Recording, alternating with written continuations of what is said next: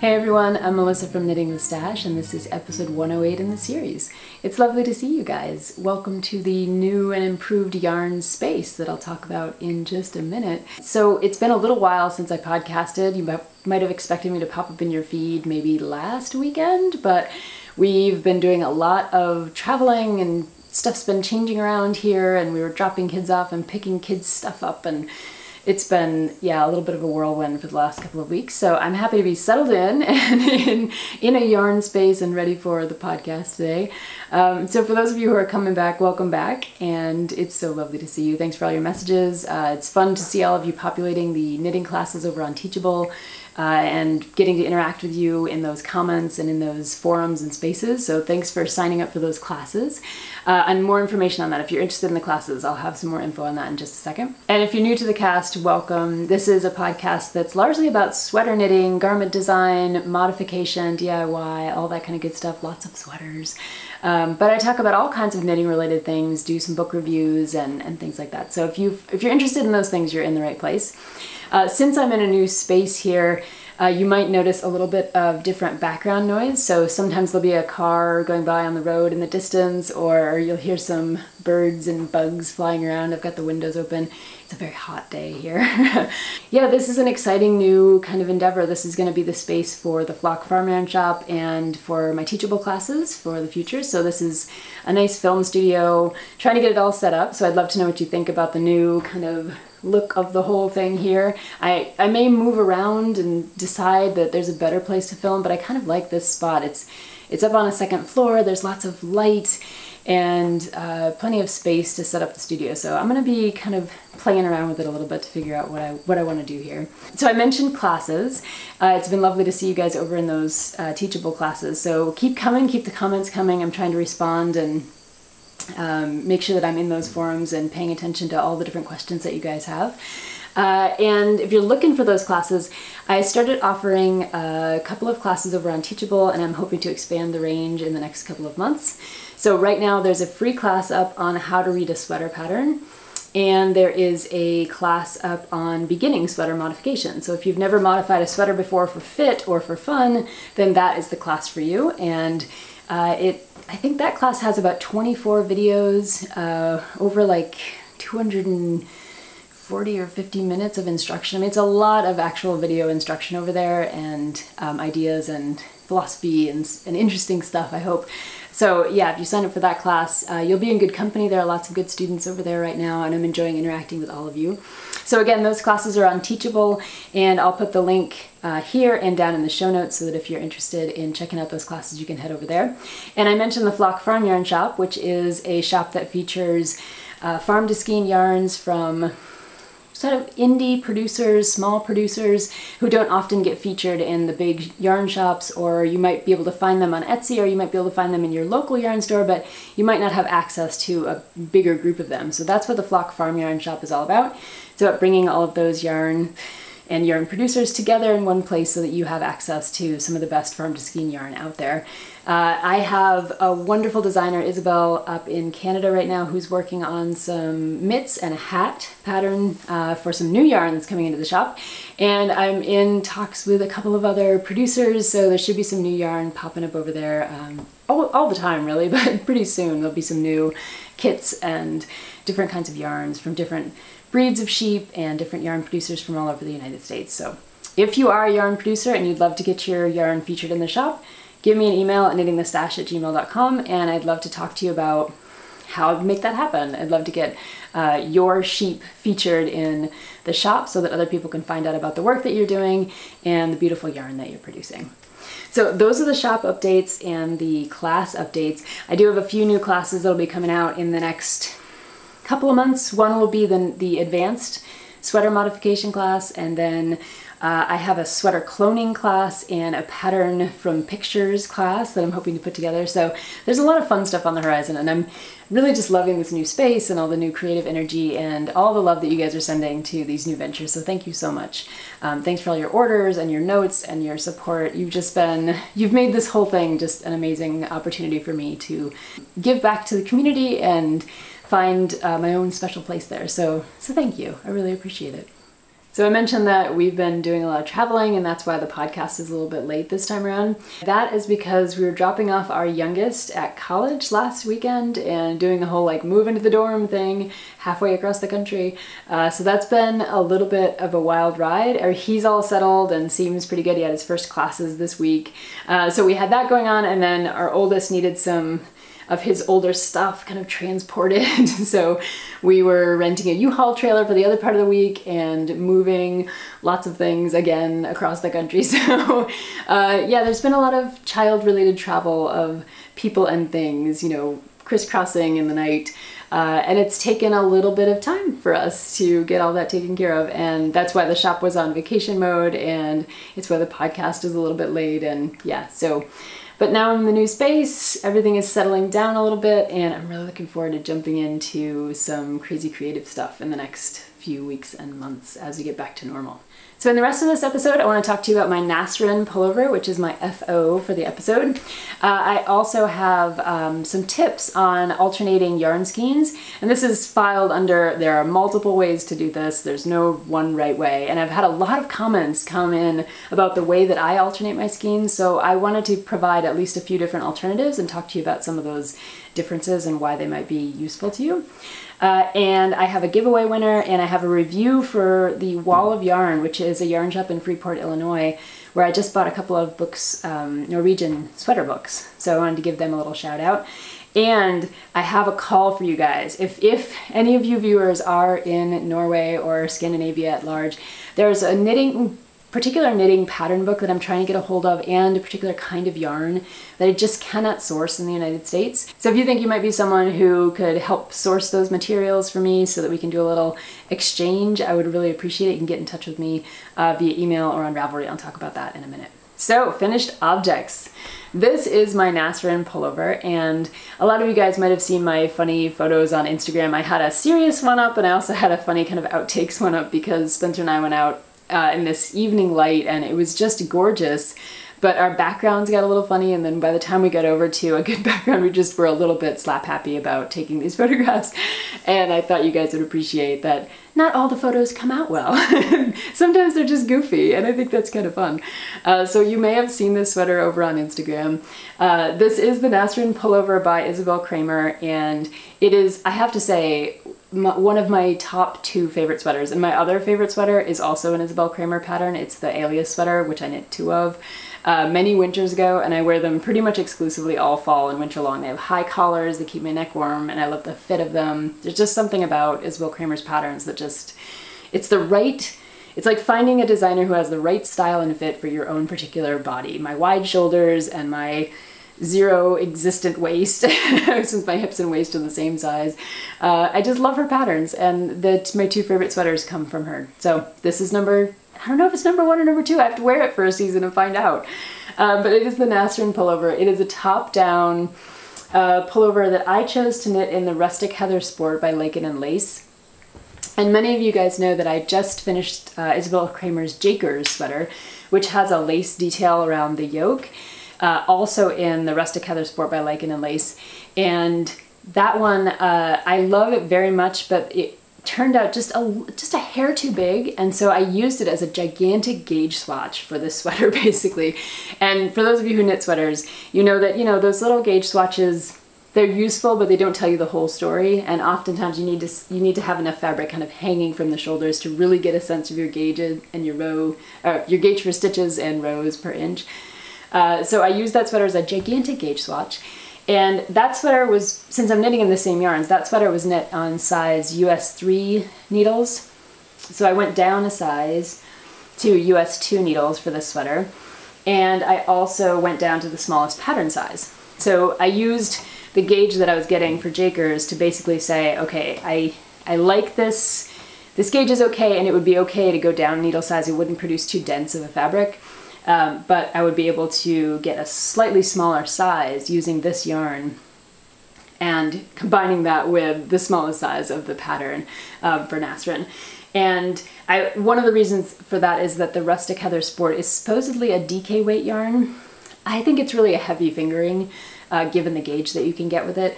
So this pattern and the Jakers pattern both called for a fingering weight yarn, and I just decided to use that DK weight yarn. I talk about this in my sweater modification class. The ways that gauge can be modified and the ways that the designations that we give to yarn, like DK weight or worsted weight or finger weight, don't always tell us everything we need to know about the yarn. And it's more important to look at things like yarn density or grist. Anyway, I talk about that in the class. If you're interested in that, there's a whole lesson on it over there. So I chose to use that DK weight yarn, which is, I think of as a heavy fingering weight, and it worked really perfectly for this pattern. So there are a couple nice things about the, what Isabell Kraemer does is she offers you a lot of options.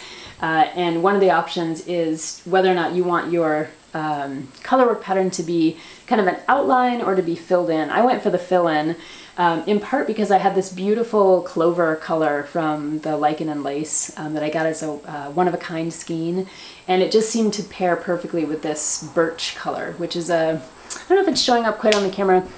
It seems to be. It's somewhere between like a beige and a gray, if that makes sense. So when I combined it with this beautiful clovery pinky purple kind of color, I think it just pops really, really nicely. So I decided not to do the outline, but to do the filled in version. And I did look at a lot of project pages, something I've always recommended on this podcast and something I would still recommend. Look to see what other people are doing and see which version you like best. There were some beautiful outlined versions of this sweater, but I saw a bunch where people had actually used 3, 4, 5 colors for the colorwork section to make it look almost like flowers. You know, so the color of the flower would be in the center, and then it would go to kind of green stem and leaves above and below. Gorgeous, gorgeous versions over there, so check them out. I think that this sweater is one of the more comfortable yoked pullovers knit from the top down for me. For whatever reason, a lot of yoked pullovers I think end the yoke a little bit too low for me, so that it ends up being awkward when I lift my arms. The whole sweater kind of comes up with them. So I end up looking like I'm wearing a like a shorty sweater, you know? And if I'm teaching a class, that's not exactly what I'm going for. You know, like I'm gonna write on the chalkboard, and then, you know, suddenly you have like your stomach's like hanging out or something. So the nice thing about this one is that the yoke, I think, ends a little bit higher than some of the other sweaters that I've knit from the top down in that yoked kind of format where you're having your increases at various places. It's not a raglan, it's a yoke, so it's got increases kind of all spread throughout. And so when I put this on and actually move around, I'm moving my arms independent of the actual body of the sweater, which I quite like better than having the arm lift the whole sweater. So that's one of the positives here. As far as modifications, I did not do the neck finishing, which she recommends in the pattern as an option. I really quite like the way that this cast on, trying to get it forward to you, this cast on is just quite beautiful as it is, and I think it's kind of, it looks a little bit finished / unfinished at the same time, and I like the way that that works with the rest of the sweater and this yarn. You know, you're always looking for that kind of combination that really makes something work. She includes a side seam, a faux side seam all the way down the sweater. I'm not sure if the camera will pick it up. And then all the way down the sleeve as well. Not sure if you can see that there. Yep, a little bit there. So you have this faux seam all the way here, and I think it adds, it doesn't necessarily add structure to a sweater, but it makes it look like a seamed garment, which gives it a very different kind of look than just a knit in the round garment. And one of the things to be careful of course, is the armpit. If you want your seam to continue kind of unchanged from the body up into the arms, you want to make sure that you pick up those stitches in such a way that your fake stitch, which is, your fake seam stitch is usually a purl stitch. You want to make sure that your purl stitch kind of stays relatively lined up there. So the main modifications that I made, aside from changing the yarn and changing the gauge a little bit to match the right size for me, I decided to go with a split hem. So I talked about the hem a couple of episodes ago, and I showed you the slightly unfinished version of this sweater. And I always talk on this podcast about the fact that I don't like ribbed hems, because I don't like things just cinched around my hips. It just doesn't feel good to me. It's one of those things. And I was trying to figure out like what to do with the bottom of this sweater, how to make it kind of finished looking, but I kind of loved the rib that Isabell Kraemer had in her version, so I kind of wanted to keep it. And anyway, I decided on a split hem. And right after I decided that, a few of you messaged or commented on that video and said, what about a split hem? So we were like we were in sync. It was a great moment. So I have a split hem on here that I think you can see.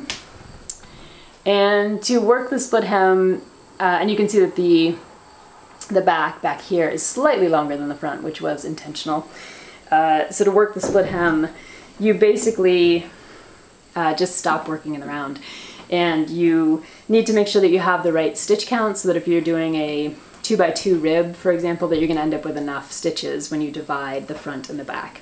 I divided the front and the back pretty much exactly where that faux side seam is, so that it would give the appearance of adding, you know, seaming together those two pieces of a sweater. And then I didn't actually finish the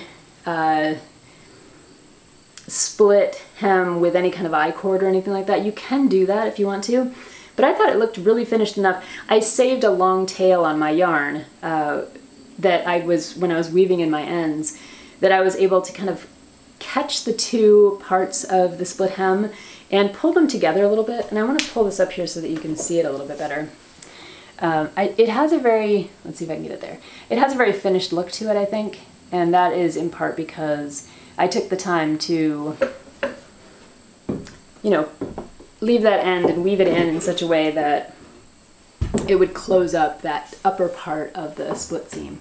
So the other side does the same thing. It's not very long. It's probably about 2 1/4 inches or so. And the thing about the side seam is that it just, you can have your ribbing and not be cinched in. It's like having your cake and eating it too, right?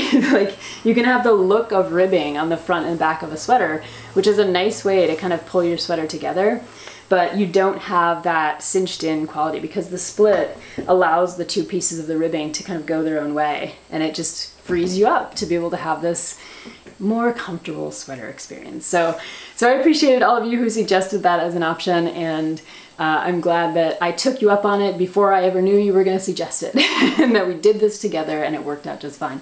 And I might go on and do a few more split hems on a few more sweaters because I just really like the way it looks and the way it feels. I think it's just a nice touch for a sweater. Some other nice things about this sweater, I'm showing you the back now, which is the same as the front, which is pretty cool, except for these little short rows that you work up around the neck, and then a few more that you're working around just under the color work. Both of those things raise the neck up, and I'm not sure you can see it here, probably not quite, but the neck on the front of this is just a little bit lower than the back. And I'm a huge advocate for short rows, you guys know this. So I'm always happy to find them in patterns by Isabell Kraemer, and Carol Feller does tons with short rows. Albina McLaughlin of LB Hand Knits does tons of things with short rows, and her sweater is actually, the Seal Gras sweater is featured in that beginning sweater modification class. We go all through the modifications to that sweater, and it's really fun one. So I think that's about it for this guy. I am in love with this sweater, and if it were not like 300 degrees right now, I would put it on. I thought about doing this episode while wearing the sweater, and then I thought it's probably better if I'm conscious by the end of it. Conscious and a little bit sweaty, but not completely like passed out on the floor, like on camera. So you get the sweater on the mannequin, and you get me alive and kicking in this amazingly hot and humid summer. So yeah. So let's move on to some tips and tricks. And for this one, I've turned my Nasrin sweater inside out. So helical knitting and changing or alternating skeins. This is something that a lot of us do or wish we could do if we're knitting a sweater out of indie dyed yarn or hand dyed yarn. And the reason for that is because each skein of hand dyed yarn might look very similar in the skein or in the hank, but once you start knitting with it, and you switch between one skein to another skein, you may find that you've got some color pooling going on. That one skein was slightly differently colored or dyed than the next skein, and even a sweater like this can end up looking like you have slight stripes running through the sweater. They might be very wide stripes, but that can be sometimes the effect of just knitting with one skein, switching to another, knitting with that skein, switching to another, right?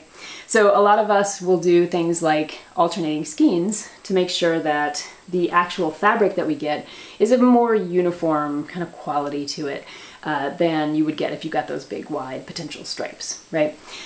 But the way that one alternates skeins is apparently a huge topic in the yarn world. And I say this because I've knit a number of sweaters using my own technique that I use for this helical knitting or alternating skeins. And every time that I talk about it on the podcast, I get a lot of comments from many of you who say, oh, here's another way to do it, here's the way that I do it, here's a better way to do it, you know, all these, it really just kind of gets people fired up about what are the alternate ways of doing it. So I thought I'd just take a minute to recognize that and to say, as part of this cast, which is something that I often advocate for, there's no right way to do something really, I think, in terms of knitting and making and crafting. There's your way, there's the multiplicity of ways, there are lots of different alternatives, and it's really good if you can educate yourself about what ways are out there, what methods, techniques, things like that, because then you can make a choice about what you actually like and what you want to do. And I talk about this in my classes as well over on Teachable. So for me, I end up doing this technique that creates a kind of running float in the sweater. I'll bring it up close here where I think you'll be able to see it. This sweater's inside out, and I think you may be able to see this running here. It goes all the way around the bottom. And on the sleeves, let's see if it'll do it. You can see that little helix. There's a piece of it up here, there's a piece of it down here, and it runs like a little DNA swirl around those sleeves as well. And you can see that my float also runs around all the way around to the back of the sweater where it began, or where it ended, I should say, because it's a top-down sweater.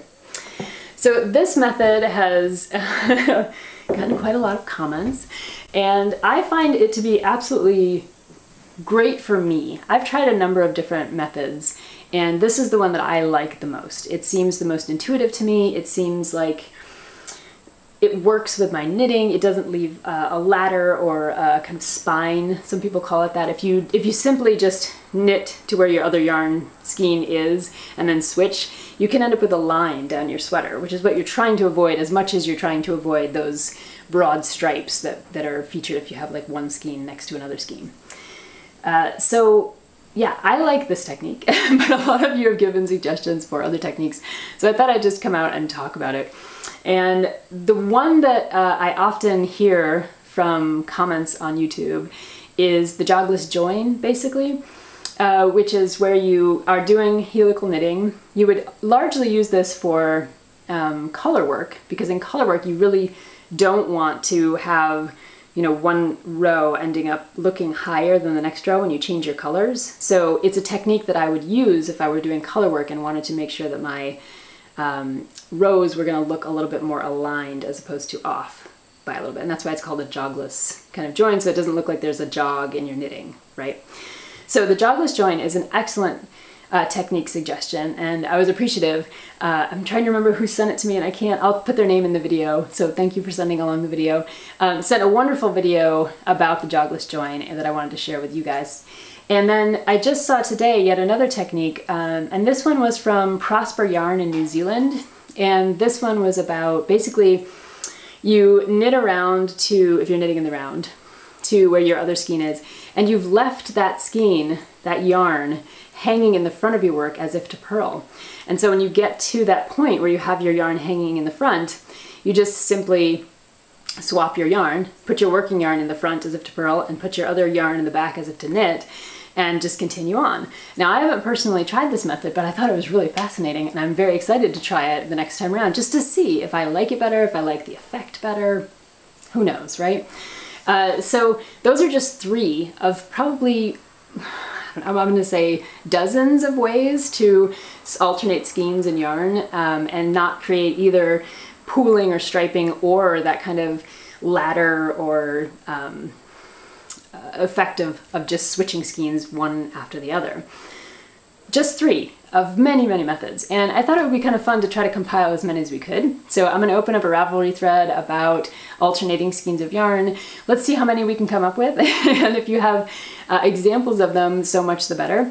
I'll include mine over there. I'll include the one from Prosper Yarn in New Zealand, and I'll include the one that one of you guys sent me over there as starters, and I'd love to hear what other methods you guys use when you're alternating your skeins, or if you're thinking about doing color work and alternating skeins as well. We can mix it all up, alternating skeins of the same color yarn, of indie dyed yarn, or color work. So let's see how many we can find and try to encourage each other to try out different methods and see which one we like, and remember that there's no one way to do it. For me, this is a total exercise in options, you know, thinking about all of our options and choosing which ones work for us and work for the particular garments that we're working on, because some techniques you may not like, but they may work better in a particular circumstance. You know, like I may not like the jogless join all that much as a knitter, but if I'm working a striped colorwork sweater, you better believe I'm gonna like that method because it's gonna give me the final product that I want, right?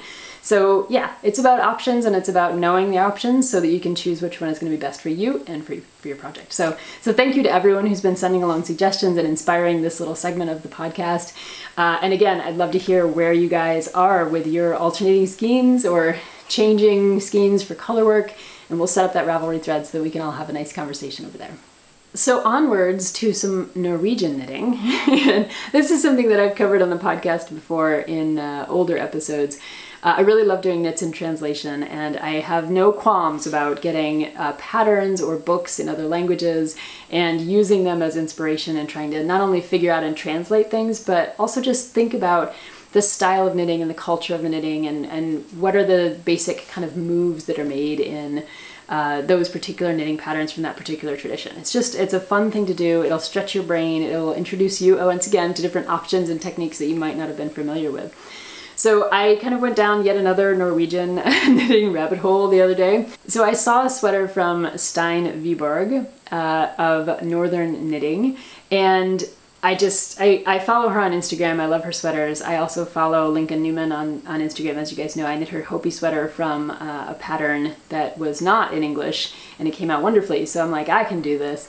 The problem though is that I can't actually find a place to purchase either the book or the yarn in the United States. So what I'm looking for is someone maybe in Norway or Scandinavia or Europe who has access to purchasing the book and the yarn, and we could do a little exchange so that I can purchase the book and the yarn and pay for shipping so that I can maybe get that from one of you guys out there, maybe. The book is called, I'm not going to pronounce the name, I'll put the name down here, but the translation is basically Outdoor Knitting or Knitwear for Young and Old from Northern Knitting.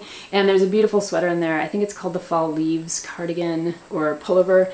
And that's the sweater that I'm trying to get the yarn for and buy the book for. So in searching around for that particular book from Northern Knitting, I did find a few other books that were in Norwegian that I simply had to find, and I did locate ways to get them in the United States. So two of them are this Koftboken, I'm probably mispronouncing it, but Koftboken 1 and Koftboken 3. I decided not to get number 2. I can't remember exactly why. I think it's because they're expensive and I like the patterns in 1 and 3 the best. But these two books are really beautiful. They are put together by Lene Holm Samso and Liv Sandvik Jakobsen. I'm going to mispronounce names, and I know you guys will help me figure out how to pronounce those names correctly. But these books are beautiful, beautifully done, and you can look up the patterns from the books on Ravelry. So the nice thing is you can get a sense of what's in these books just from looking at Ravelry. I just want to show you a couple of my favorites in here. I think they're just gorgeous. It's a beautiful book as well. It's really well laid out, beautiful photographs. This is the one that was on the cover. It's also in here. And there's pullovers, there's cardigans, and just some gorgeous all over colorwork throughout the book. And there's sweaters for both women, men, kids, with a little bit of knitting history and tradition in here as well. They're beautiful. This is all from number 1, these beautiful sweaters. So I got both of these from a shop called The Wall of Yarn, which is in Freeport, Illinois, and they specialize in Scandinavian yarn and books, along with a lot of other wonderful things, so I'd highly recommend them. A lot of you know that I recommend the Woolly Thistle as a wonderful shop in the United States that's specializing in importing books and yarn from around the world. So I still recommend the Woolly Thistle. She just didn't happen to have these particular books, so I was really happy to find a shop that specialized in the Scandinavian books. This is from the book number 3. I'll just show you a few of the images here. And I know that Layla, someone I met who is from Norway, and we talked over on Ravelry quite a bit. Layla recommended these books to me, at least back when number 1 and number 2 were out. So she's been a wonderful contact and help with a lot of my knits in translation. These are just some gorgeous all over colorwork sweaters.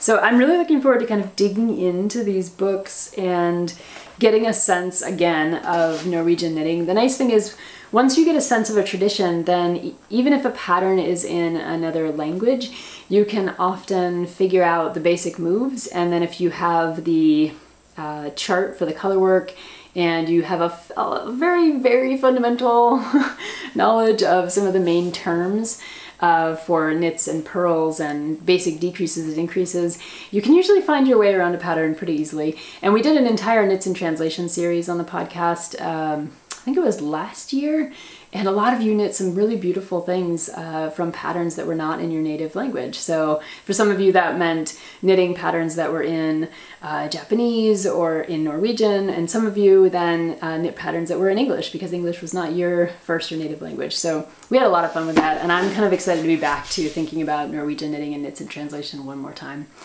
So yes, wall of yarn, and if you're interested in, especially if you're interested in getting your hands on these 2 books, which I would highly recommend. Again, you can check Ravelry.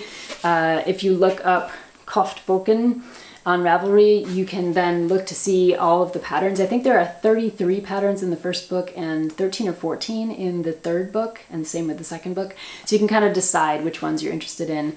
I don't believe they're available for individual purchase yet. So I think you do need to get the entire book, but I think it's worth it. They're just gorgeous books. A lot like the Lincoln Newman books. They're just beautiful to kind of have around and look at for inspiration if you're thinking about what to knit next. So can't recommend them enough.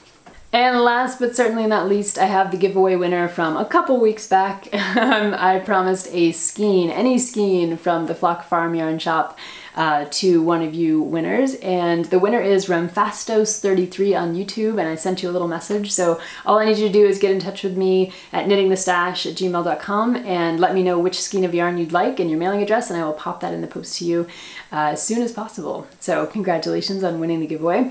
And I'd like to say a huge thank you to all of you for your wonderful suggestions for the shop.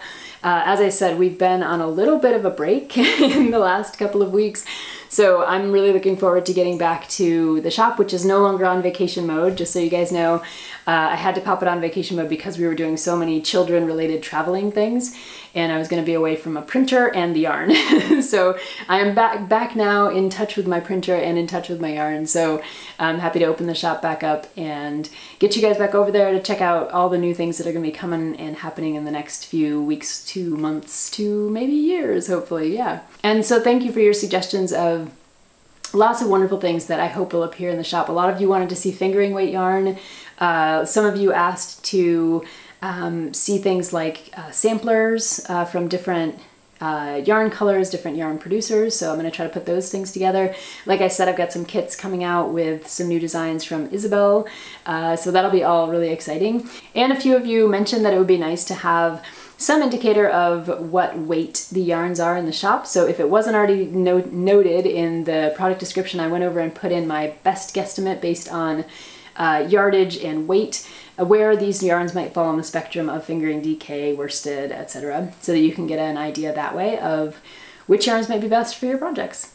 So thanks for hanging out with me in the new space. I hope to show you more of it once I get it a little bit more set up, and I'm really looking forward to the new classes that I'll be putting together in the next few weeks and seeing you guys over in Teachable, and just basically being as fun and creative as possible as this fall comes on and comes over us in the United States. So thanks for hanging out today, and I hope to see you soon. Take good care, everybody. Bye.